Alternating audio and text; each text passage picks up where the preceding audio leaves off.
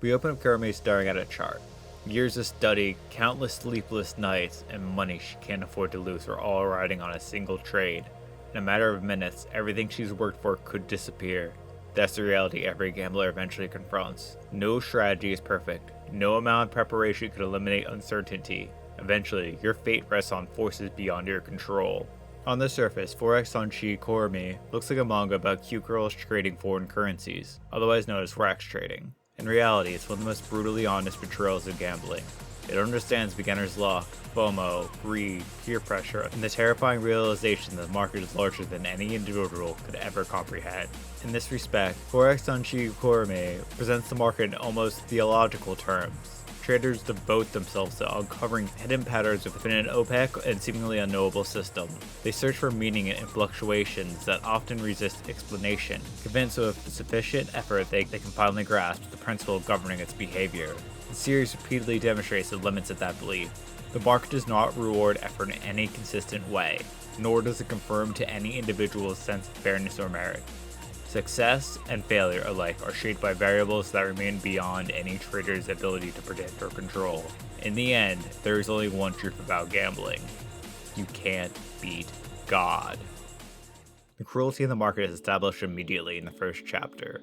In 2008, Kurumi is an ordinary middle school student with little awareness of the global financial crisis unfolding around her. That changes when she returns home one day to find her house in complete disarray. Trash covers the floors, dishes sit unwashed, and her mother is barely holding herself together. She has just lost 20 million yen forex trading. Terrified of her husband's reaction, Kurumi's mother begs her daughter to keep the loss a secret. Over the following months, she works herself relentlessly, convinced that if she can just earn the money back, everything can return to normal. Watching her mother suffering, Kurumi becomes fascinated by forex trading herself. She begins studying the market, determined to understand the force that has consumed her mother's life. As the situation worsens, Kurumi suggests that her mother tell her father the truth so that they can face the problem together. Her mother refuses, insisting that consequences are too severe. Frustrated, Kurumi yells at her, "And whose fault was it? Whose fault was that everything turned out to be like this?" and demands that she write a letter explaining everything she wants to say. This is the last conversation they ever have. The only thing her mother writes is, "I'm sorry." Then she jumps from a building. Faces this tragedy, Kurumi arrives at a dangerous conclusion. She does not blame her mother for making a reckless trade, nor does she blame herself for failing to stop what happened. Instead, she blames the market. More importantly, she convinces herself that, had she been the one trading, she could have succeeded where her mother failed. After the funeral, Kurumi's father asks her to promise she will never forex trade. As soon as she is old enough, she opens an account and begins forex trading, determined to recover the 20 million yen her mother lost. What drives Kurumi is not greed. She is not chasing wealth or financial independence. She is pursuing something far less attainable. She believes that if she can recover the money, she can somehow give meaning to her mother's death. She can correct a mistake that cannot be corrected. This is the fundamental tragedy at the center of FX Senshi Kurumi. Kurumi believes she is entering the market to defeat it. In reality, she is asking the market to provide closure for a wound it helped create. The series repeatedly demonstrates that the market is incapable of offering such a thing. It is indifferent to human suffering, indifferent to human desire, and indifferent to the human ideas of justice. In just 3 months, Kurumi turns the 300k yen starting capital from her part-time job into 800k yen. To anyone, that is an amazing return, but Kurumi doesn't think it's fast enough. She needs chaos in the market, like it was when her mother traded in the 2008 financial crisis. The current peace and stability, she turns to the tool of leverage. But at 59 times leverage, any pretense of strategy disappears. At that point, she's no longer investing or even trading. She's gambling. With any sudden change in the market, her portfolio would be killed. With that, a sudden downward turn, she turns to the next tool of trading, margin, taking her dad's emergency fund and doubling down in her position. With the market constantly changing, she is almost killed again. With her feeling the defeat physically as millions of yen start to evaporate from her portfolio, the sickness from knowing that she's in too deep, that she's about to lose money that takes years to accumulate. Every time there is a shimmer of light, darkness quickly envelops her. Her strategy isn't working at all. Was every success before this simply beginner's luck? Is she no different than her mother? In this thinking, she goes to sleep defeated. In the morning, she will be liquidated. Everything she's worked for will be gone. She doesn't even check in the morning, believing everything must be gone. Except, no, she pulled through. The market shifted, and actually, she made 1.3 million yen. It is the best outcome she could have hoped for, and the worst thing that could have happened to her. Had Kurumi lost, she might have learned caution. She might have recognized the recklessness of her decisions and stepped away before things became worse. Instead, the market rewarded every mistake she made. It rewarded excessive leverage, it rewarded doubling down on a losing position, and rewarded risking money she could not afford to lose. She came close to total liquidation, or rather hell, but for now, she is able to breathe again. Every trade in FX Senshi Kurumi operates under the same assumption. They can outsmart the market. Each believes in some way that they are the exception. The market itself does not respond to these beliefs. It remains indifferent to individual intention, narrative, or perceived skill. The next major arc introduces a new character, Mebuki. Unlike Kurumi, Mebuki does not frame trading in terms of purpose or meaning. Her motivation is straightforward. She wants to avoid work. When Kurumi distances herself from forex trading after her previous experience, Mebuki interprets the market as opportunity for easy money. Mebuki does not approach trading through analysis or valuation. She relies instead on intuition and impulse. Crucially, she also begins with capital that is not her own earned money, but approximately 200,000 yen in student loan funds. The lack of direct connection between money and labor produces an immediate psychological shift. Risk becomes abstract rather than embodied in time and effort. Mebuki enters a winning streak by adopting Kurumi's reasoning and intuition. Mebuki repeatedly assumes it's all pure instinct and luck, rather than trying to understand the underlying value. Meanwhile, Kurumi, despite having sworn off forex trading, finds herself unable to detach from the experience. After advising Mebuki, she is confronted with the thought, earning a huge amount of money in an instant felt really good, right? Self-contradiction of the memory of gambling is held in Kurumi's heart. All the memories of pain and suffering, the physical pain felt from almost drowning in her position, is overshadowed by the euphoria she felt seeing gains in her account. Even though she never realized the loss, the fear was real, the panic was real, the despair was real, yet all these emotions are eventually overwritten by the memory of winning. The experience does not function as a deterrent, rather it functions as conditioning. What appeared as survival was in fact validation. Through this logic, the market demonstrates to Kurumi that even extreme risk can coincide with success under certain conditions. The market does not reward based on intent or skill, but its outcomes are nonetheless interpreted as meaningful. And because of that misinterpretation, she returns. At the same time, Takane, Mebuki's neighbor, urges her to stop forex trading, insisting that there is no meaningful path to success in the market. Keep acting like this, then you'll eventually get drowned, she warns. Her attempts at intervention has the opposite effect. Rather than deterring Mebuki, it pushes Takane's own awareness of opportunity loss, and she returns to trading herself out of fear of missing out. Takane's motivation is completely modest. She hopes to pursue a career in illustration and create cute mascot merchandise, but perceives no viable route to financial stability through this work. However, Takane experiences immediate losses and quickly withdraws from the market. In doing so, she becomes one of the few characters able to exit early, her failure functioning as a form of protection rather than escalation. Mebuki, by contrast, begins to descend into increasingly extreme risk-taking. Following an argument with her mother, she becomes convinced of her own competence in the market and opens a highly leveraged position at 247 times leverage. At that level, even a minimal price movement is sufficient to eliminate her position entirely. Unaware of an imminent macroeconomic announcement that will introduce volatility into the market, she holds her position into the release. Within seconds, the resulting price movement triggers liquidation. Her entire position is erased, including both her prior gains and initial capital. Mebuki's collapse is not the result of exceptional recklessness, but of a consistent misreading of outcomes as competence. The market repeatedly rewarded her early decisions, and with each success, the perception of risk recedes. What initially appears as chance is reinterpreted as validation. Probability is replaced by perceived proof of correctness.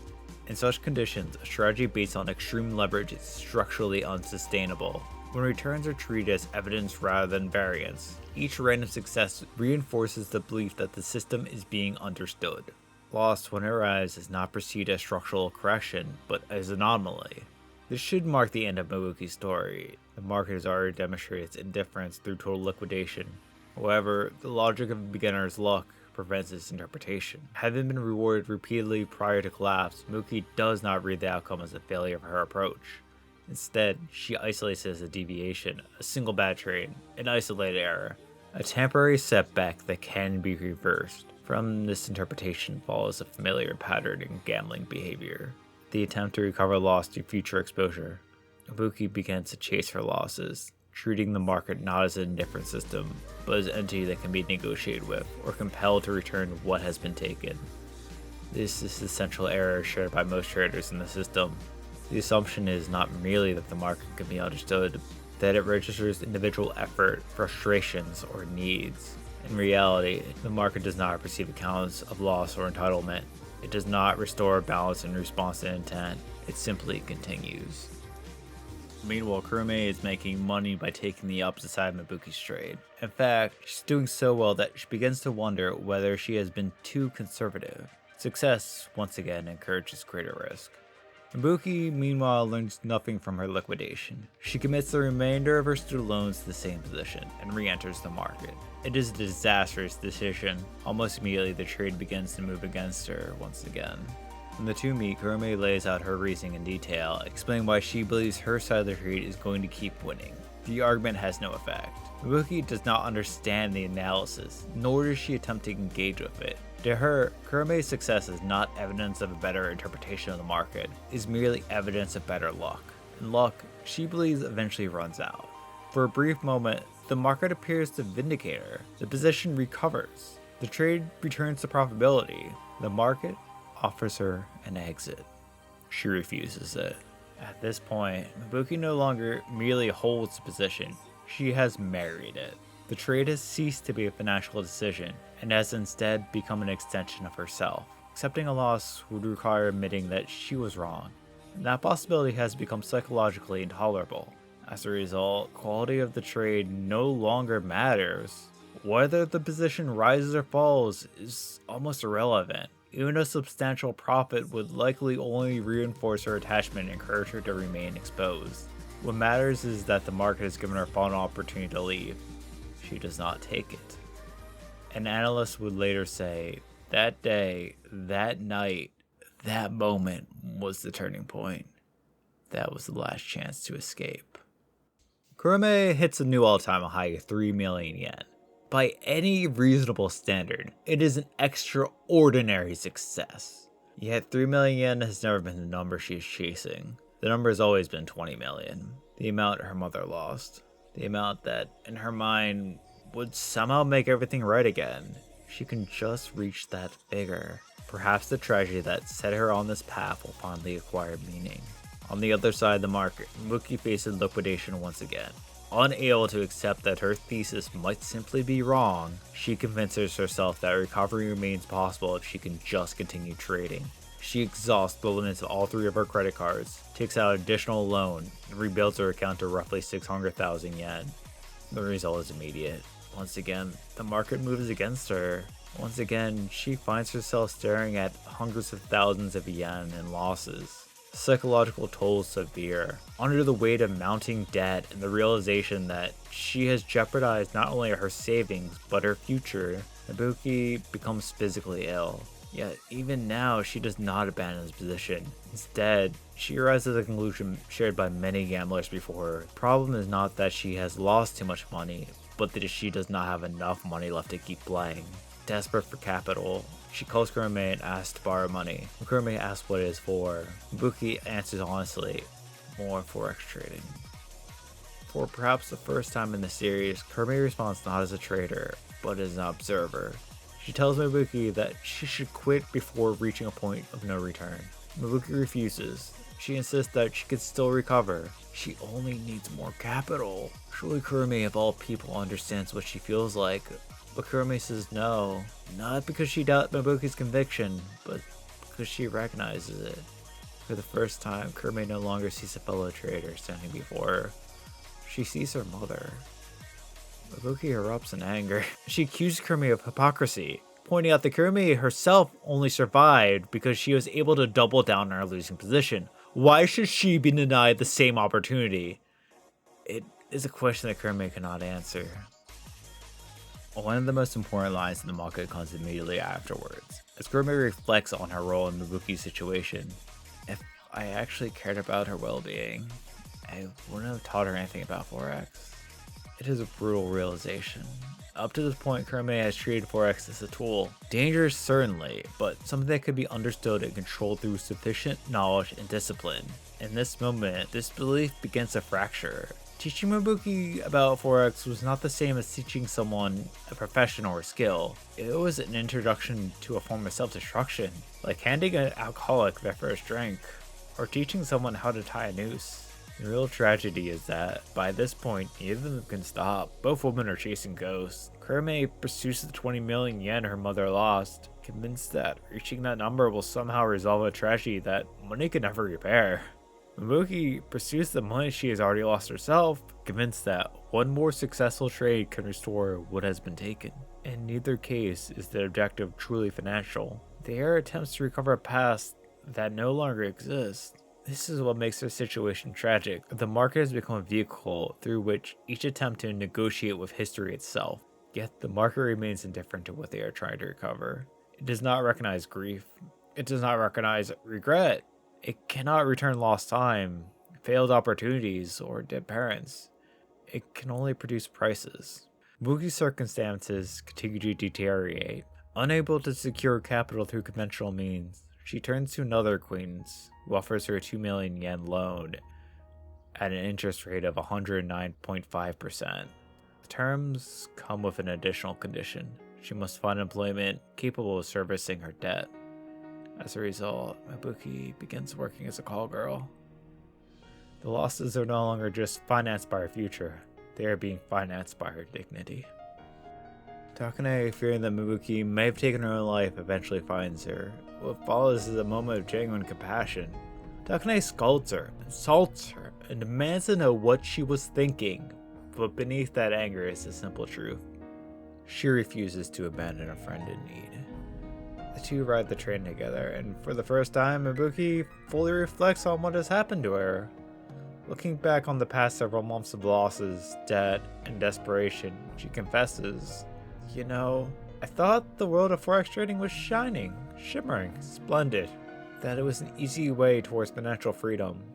In my mind, I kept picturing all of us happily making tons of money. It was a wonderful fantasy." The statement is revealing because it exposes what Mibuki was truly chasing. Not money, but a dream. Vision a future in which effort, anxiety, and financial insecurity could simply disappear. Like Kurumi, she was pursuing something the market could never provide. Yet even now, she cannot stop. Mibuki leaves the train and heads to her first client, leaving Takane. One final trade remains. One final attempt to recover everything she has lost. I would like to say this is the moment she turns everything around. That she recovers her losses, as Kurumi once did. But the market is not obligated to repeat its miracles. Mibuki continues to lose. Eventually, she reaches a realization that no amount of analysis, leverage, or conviction can overcome. She cannot win. The final blow arrives during one of her appointments. An older client discusses newly released employment data and its likely effect on the market. As he speaks, Mibuki watches her position collapse in real time. Her account is liquidated for the final time. By this point, the market has taken everything it can take. Her savings, her future, her time, her dignity. All that remains is acceptance. Yet while Mibuki descends, Kurumi ascends. As one trader is stripped of every remaining illusion, the other is rewarded beyond her wildest expectations. Millions of yen flow into Kurumi's account. Each victory encourages greater confidence. Each success justifies greater risk. Eventually, her realized gains reach 17.6 million yen. She's almost there. Almost back to her 20 million yen her mother lost.